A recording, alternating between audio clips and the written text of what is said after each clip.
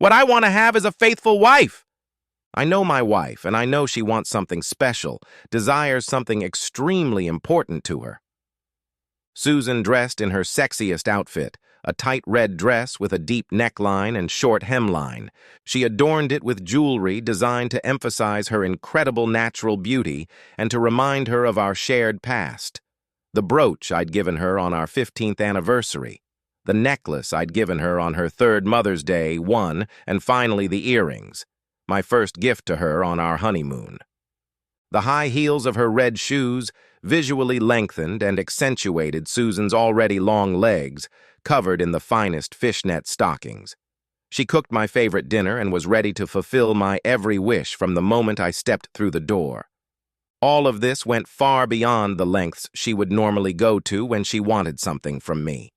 Of course, I've always tried to be a generous husband, but I'm sorry. I don't print money after all.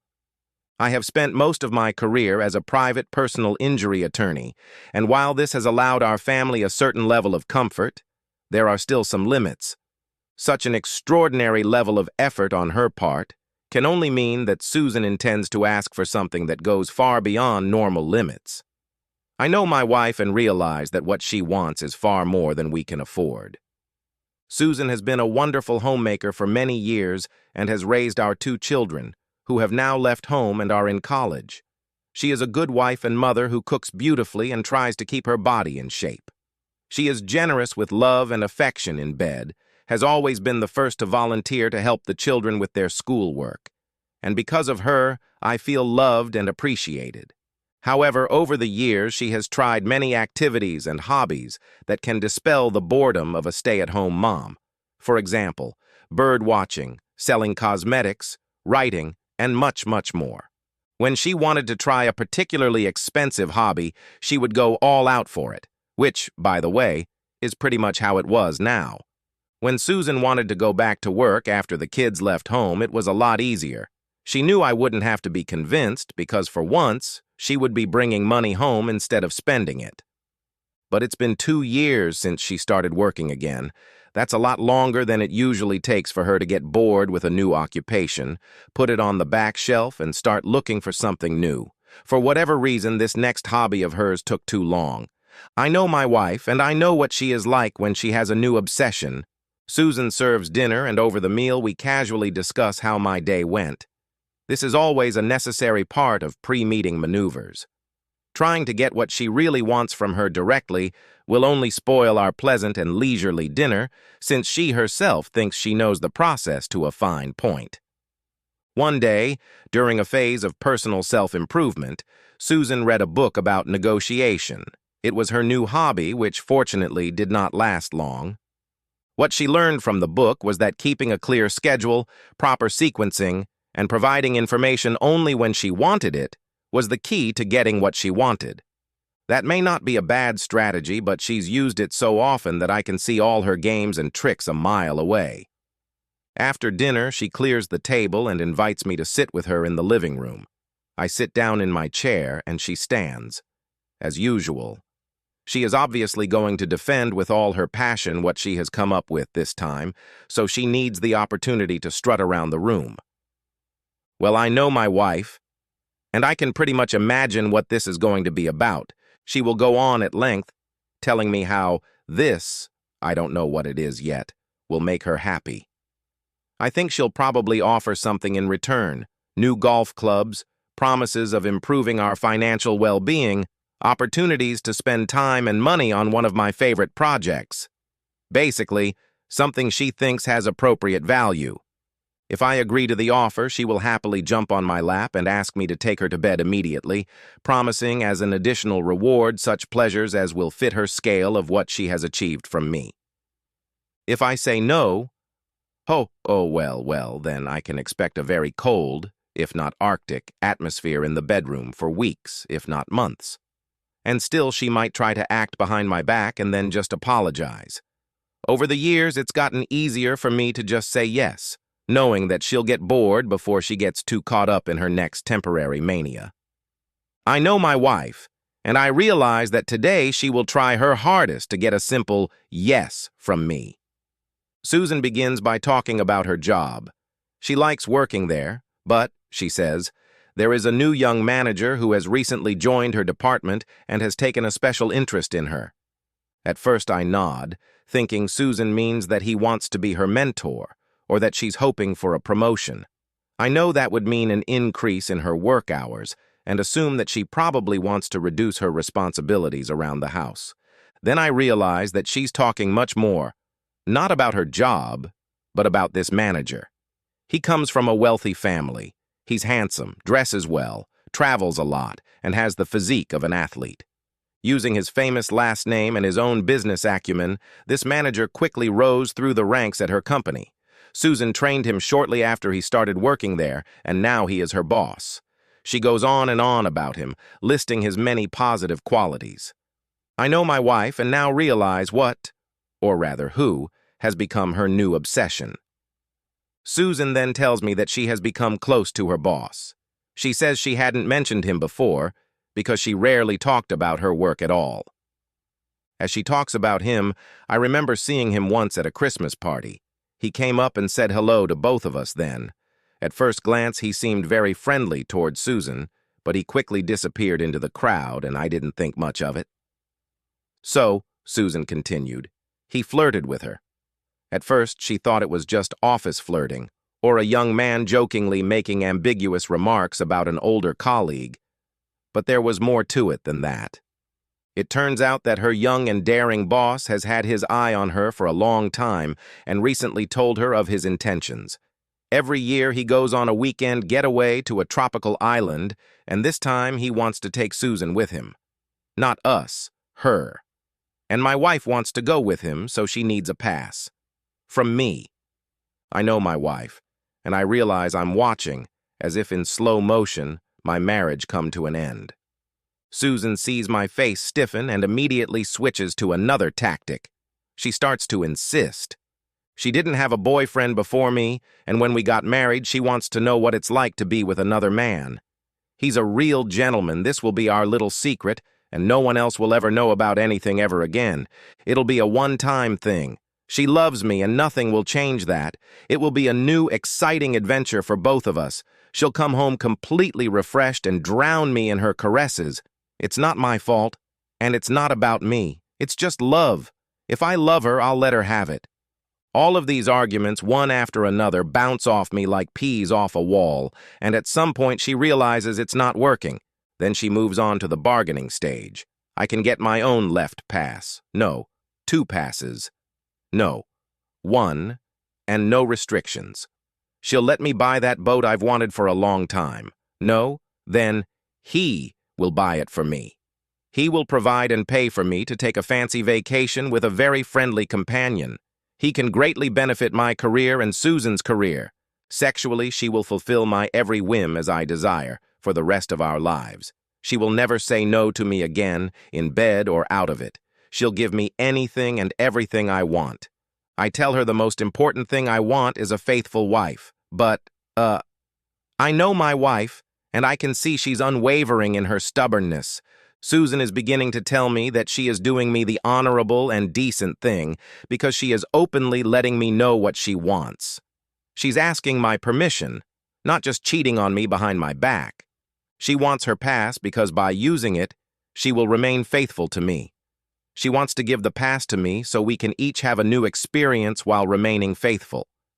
She asks to do this so she doesn't have to cheat in secret. I tell her that she doesn't have to cheat at all, she just wants it. Like a little girl wants a new toy, a handsome Ken. Now, Susan's getting angry. She calls me a hypocrite because I slept with others before her, as if the vows we made at the altar didn't matter. She calls me selfish because she spent decades of her life and the best of her younger years on me and our family while I pursued a career, as if I was lucky enough to put in long hours at a job I didn't much enjoy. She calls me a fossilized, backward modern man because I don't want to open up our marriage, as if fidelity is some fickle trend and which is in and out of fashion. I sit back, watching nonchalantly as she rushes around the room, waving her arms around and spewing her anger at me. I know my wife, and I realize she's not going to let this go. Finally, Susan runs out of steam and gives up. I tell her I can't stop her. I know she will eventually decide to go behind my back, as she has done so many times before, when a new obsession has completely taken over her thoughts. I tell her that asking permission without caring if it is granted is still cheating and treason, and that I don't give my wife that permission. I tell her that if she leaves with him, she shouldn't come back. She won't be welcome here. Susan glares angrily at me, but says nothing. Unable to get what she wants, she snorts irritably, turns sharply on her heels, stomps up the stairs, and slams the door shut in our bedroom. My shoulders slump doomfully. Grief has settled into my heart, and I have nothing to do now, so I'm alone with my mournful thoughts. My anger and sadness have no outlet yet. I weave into the spare bedroom, undress and crawl under the covers, then toss and turn from side to side for the rest of this long, dark, and lonely night. I know my wife, and realize I'm going to have a hard time falling asleep that night. When I wake up, Susan is already gone. Her suitcase is gone. Her warm clothes are gone, too. And she hasn't taken her phone. Along with its charger, it's lying on the bedside table. So, alas, I couldn't contact her even if I wanted to. And I don't want to. Under the phone is a note Susan left for me. In it, she expresses her hope, if not certainty, that I'll change my mind when I've had time to think seriously about it. She explains that she'll be back Monday night. She also writes that she loves me and hopes that while she's away, I'll use the affair pass she issued, which, as I've told her repeatedly, I neither accept nor want to receive. She assures me that she will come back just as loving as she left, if not more so. For some reason, she mistakenly believes that she will still be a valuable treasure that I would be glad to have back, rather than trash that I would rather get rid of. Well, her delusion is understandable. Up until now, she had been my greatest treasure, but now she's not. Right now, Susan is on an airplane and I am here. It's Friday morning. I called the office and left a message that I would not be there as there is more important work I need to do. Last night I couldn't give vent to my emotions, but now I have nothing but rage in my heart and the time I need. The next thing I do is call an old friend of mine and thus set the wheels and gears of the legal machine in motion. He starts drafting the divorce papers. I send him a copy of our prenuptial agreement, which includes, among other things, an adultery clause, as well as information about the assets she and I have in common. I ask him to be fair, given the fact that Susan is the mother of my children, but not to be overly generous to her in any way. Given the structure of our assets and the details of the prenuptial agreement, the division should be very simple. I know my wife and remember that she never paid much attention to legal details. Susan was strict about keeping the house in order. It was the only thing she really excelled at. Over this weekend, it will be easy for me to find all of her things, pack them in bags and boxes, and send it all to storage. I want Susan to realize as soon as she opens the door that this is no longer her home. The job of packing and moving her stuff out turns out to be somewhat morally satisfying. It allows me to focus on something I can control. All of this takes most of the weekend, leaving my body so exhausted each night that it's all I can do to collapse into bed and pass out. At least my brain isn't plagued at night by endless and generally useless thoughts about where things have come to. Monday morning, I prepare myself for the confrontation ahead. I call our kids and inform them of what is to come. I don't go into details, but they now know that their mother has decided to cheat on me after trying to get me to make our marriage open. They are smart kids. They know me and they realize that there is no changing my mind on this issue. I cry with them and assure them that I love them with all my heart. At least she didn't try to poison the kids' relationship with me. I then call our closest friends, sharing the news with them, and they are all just shocked. I call my parents, and they, of course, are supportive. Finally, I call and tell Susan's parents everything, and they were horrified at what their daughter was up to. I know my wife and I know that no one would support her. Susan's plane will be landing soon. My friend stayed up half the night to do me a favor and worked painstakingly this weekend. He handed me all the necessary copies of documents in a simple but unmistakable envelope of heavy manila paper. I decided not to hand these papers to Susan at the airport. This is not out of any loyalty. I really hope she will be ashamed of her actions. After all, I was the one who made sure that a phone storm erupted in our usual social circle. Her phone, which she had purposely forgotten and which was now sitting on the hallway table, was flooded with text messages and voicemails from family, friends, and acquaintances condemning her. I didn't hand the papers to Susan at the airport because I want to see her face when she realizes how much this weekend cost her. In normal life, I am not a violent person. Perhaps my wife, who will be an ex in the near future, mistook my kindness for weakness. Perhaps she saw my generosity as a lack of will. But even a kind person can be driven to cruelty. Even a generous person can bang his fist on the table and exclaim, "I've had enough!" I know my wife and I foresee that her life will soon become much less comfortable than what she is used to. Susan swings the door open and enters the house with a wide, serene smile on her radiant face. She is indeed fresh and beautiful, and I feel a brief prick of regret over what is about to happen. But almost immediately I remember that it doesn't have to happen. It's already happened. She betrayed our vows. It was her own choice. She chose her young and attractive boss over me, her husband. She chose to destroy our history and our life together, even though I warned Susan of the imminent consequences of her actions. Her smile disappears, and her very face tightens and stiffens when she sees our living room. It takes her a moment to realize what has changed in the house. Her still beautiful eyes flicker around, looking around the room and noticing the absence. Yes, she sees some things missing. The crystal vase she loved to put flowers in for birthdays and anniversaries. Our wedding portrait, dear to her heart souvenirs from our travels together, and more. But much, huge. More painful is the lack of love. Even when we fought, even when I was sometimes angry with her, the strong bulwark between us was always love. But not now. I'm in no hurry to greet her. There is no tenderness in my manners now. I don't even say hello to her. But I hold in my hand the very envelope of heavy paper that is unmistakable, and which will show her with bitter precision how little she will have left when our paths part in different directions. I know my wife, and I can clearly see the tentacles of fear creeping inside her and spreading out to grip her heart with cold. Susan's eyes widen in panic. She begins to protest, to beg, to cry. I am impassive. She repeats the same arguments she made before she left, that it was just a meaningless love, her abiding love for me, and that she would do anything for me. I'm indifferent. She tries to remind me of our marriage, our children, our life together. I'm furious. I rise to my feet, struggling to contain my anger.